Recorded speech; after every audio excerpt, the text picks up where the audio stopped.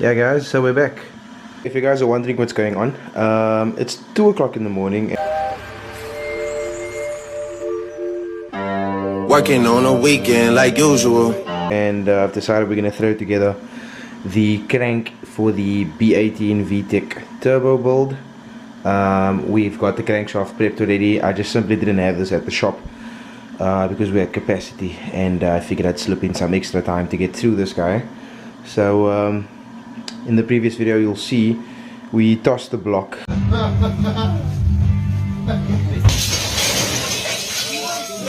It was out of round, but we weren't happy with it, and he purchased another one, cleaned it up nicely, and actually bought it out from 81mm to 82mm, and we have a fresh crankshaft as well. And so we're going to use some basic parts though. So these are your main bearings, King Standard, rod bearings or big ends, King Standard, and some thrust washers. We've already checked some of the other clearances on this crank, so the crank is in good nick, and I think I'll just get this guy flipped over and open it up so you can have a look at the workmanship, and then we can possibly start assembling. Okay, plastic off, and there are our fresh cylinders, so nicely, neatly coated and everything. Once again, we are indoors. Decent unit, B18, as you can see there. We've got an engine number, and freshly owned. So anyway, in stock trim, obviously your B18s are 81mm in bore. This one we've stepped up officially to 82mm. You see there is still some material there. A lot of guys go a mil over and they go to 83, even on any applications, but what you can see is this little bit of piece of meat here in the middle is basically the bore spacing. So you don't want to ruin the structural integrity by taking this down another mil. Keep in mind that the factory specs for these things, I think the service limit is 81.5mm in bore. So an 82 is not really that risky if your tuner knows what he's doing, or if you're tuning yourself and you know what you're doing. It all depends on the compression ratio that you're running. Anyway, let me show you guys the piston. So say hello to a stock rod with a factory replacement, well not OEM, 82mm piston. So as you can see there, it even has the PR4 B18 stamp on it over there, and just a normal cast piston. Alright, got the bush nicely oiled and stuff, it's moving nicely, brand new. And then just to make sure we're good here, you can't probably see, ARP rod bolts, and gave these a nice little hone on the inside. There's our oiling hole, looking all kinds of good. So first things first, we need to get that guy into here.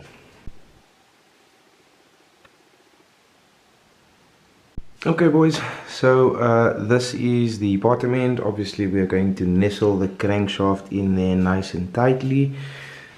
This is your, obviously your timing belt side, and as you guys already know, your crank caps are numbered and they're directional, so they'll show you which way they're orientated. So they're numbered 1, that's 2, that's 3, that's 4, and that's 5. But first things first, before we can install this crankshaft, we need to make sure everything is absolutely clean surgically, because even the little smallest bit of particle in here can sit beneath the bearing and change the clearance. So if you look into there very carefully, it's not the cleanest thing ever. So we're going to use some brake cleaner and a few other solvent chemicals, and we'll clean all of this up, and once we're happy with that, we'll install the bearings. We're going to check the clearance for a second time. We've already installed bearings before we sent this thing away to see what kind of clearance we have in here. We checked with the inside mic. We're going to wipe this down, install the bottom end of these bearings, and some plastic gauge as per the OEM specifications. So if you don't know, that's those guys over there. Check this one's down. Oh. Anyway, so following the OEM specifications, we will make sure that we are on spec over there to make sure that the clearance between the bearings and the crankshaft is on spec. So yeah. So the caps are off, and these are the housings for the bearings, and you can see where the oil travels through.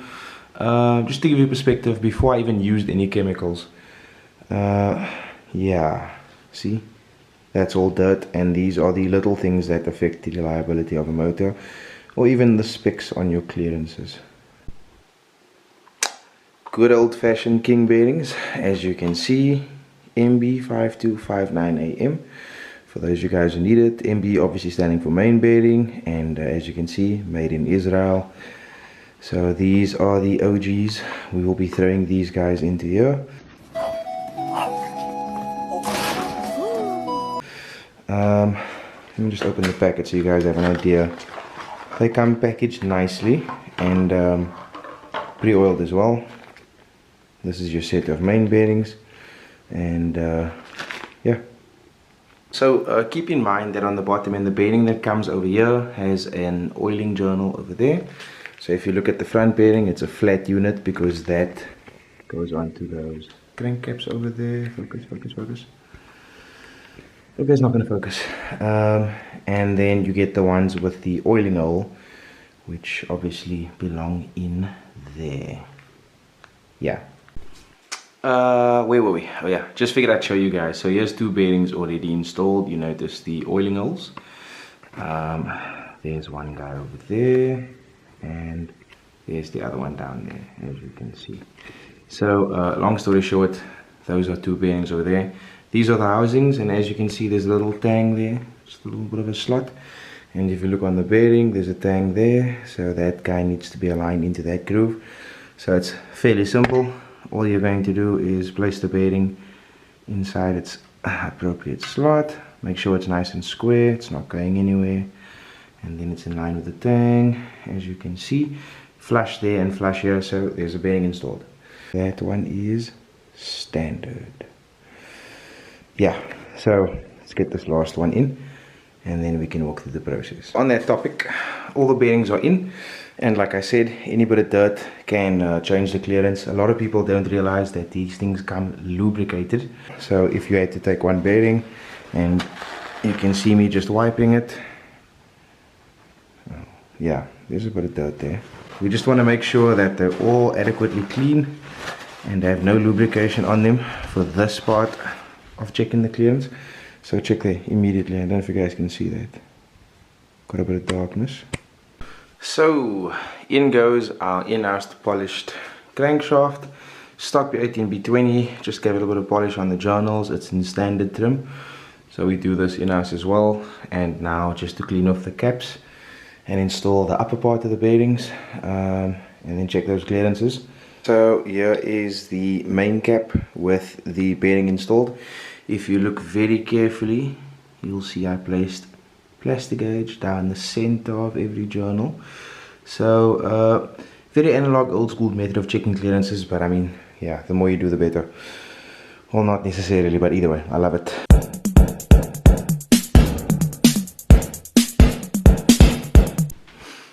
Okay, so all the bolts are entered now. The torque wrench set up with a 14mm socket. So the torque settings for these guys is 76 Newton meters, but we're going to do it in two steps. So we're first going to throw it with 25 Newton meters, obviously in sequence. Then we're going to turn it up a little bit and give it that final torque. You also need to oil the underside of this bolt head and as well as the threads, so that you have nothing that interferes with the torque reading that you get. It's oddly satisfying. I like one of those dudes that actually like to torque down motors. So we're going to turn the torque wrench. No clicks. Alright, that's one. There we go. And then we are coming diagonally to this guy over here. Same setting. Just wait for that click. And then we're coming across. And then down. So pretty much straightforward. Across again. Not gonna bore you, you get the idea.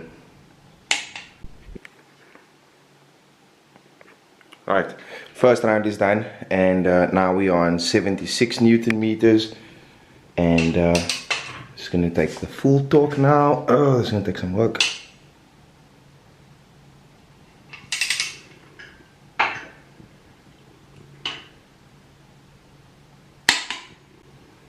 Right, that's one. Yeah.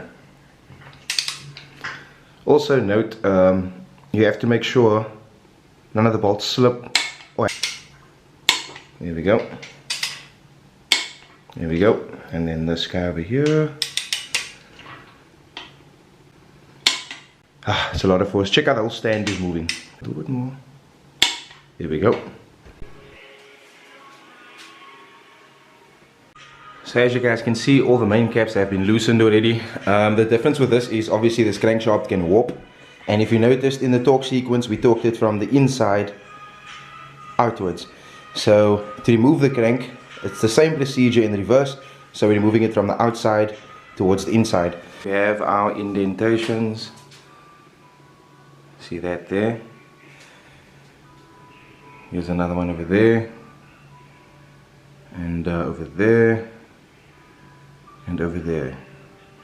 So, and here's the mark on the bearing, as you can see. So what we're going to do now is measure the widest parts of these guys to have a reference, an average of sorts, and see if everything corresponds to manufacturer specifications. So this plays a role in how tight or how loose the motor is, and essentially, how long it will last. So here's a clearance range on the cleave height, and all we're going to do is match these up to the marks we have over there. So you can have it in inches, and the other side obviously reverse being millimeters. The way this works is, like I said, the widest part, focus is bad, so all we're going to do is basically match this guy. Get what I'm saying? To see what kind of clearance we have. Okay, so we've got everything lubricated over there. Those are the bottom ones.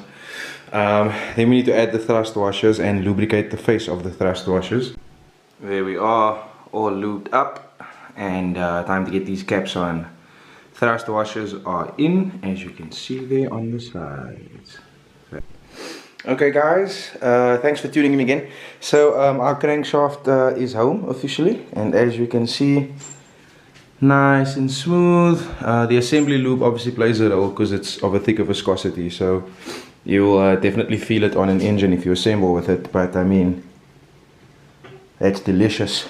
Don't do that to me. What are you doing to me? I'm saying. So, thanks for tuning in. I hope this update works out. There's no lack of content, it's just that our shop is crazy. We have tons of work and it doesn't stop. I've got a few more things which will probably be posted within the next week or two. But for now, that's all we have time for. Tune in next time, and then we'll see how this entire Civic Turbo comes together, and then possibly we can have a look into why all of these items are here. Got some ARPs and stuff, and then this roller rocket partially assembled. Still got to do some stuff here, and we're waiting for camshafts to be imported. But yeah. Where you wanna stay? No, never place I can't go. Jump if I say so. Suit it up, little dick, suit it up. 2 pills, boot it up. I'm on myself, who is us? And we not saving sluts. Give a dick, give a nut, give a semen, drink it up. When I'm done, clean it up.